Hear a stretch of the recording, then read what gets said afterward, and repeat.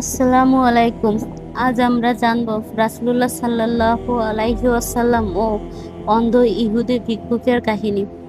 মদিনার এক কোণে এক অন্ধ ইহুদি ভিক্ষুক বসত। তিনি মানুষকে বলে বেড়াতেন, মুহাম্মদ একজন মিথ্যাবাদী, তার কথা শুনো না।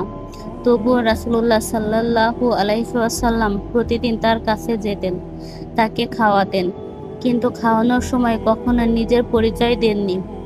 রাসূলুল্লাহ সাল্লাল্লাহু আলাইহি ওয়াসাল্লাম ইন্তেকালের পর একদিন সাহাবী আবু বকর রাদিয়াল্লাহু আনহু সেই ভিক্ষুককে খাওয়াতে গেলেন, কিন্তু ভিক্ষুক সঙ্গে সঙ্গে বুঝে ফেলল আর যিনি খাওয়াচ্ছেন তার হাত আগের মতো নয়।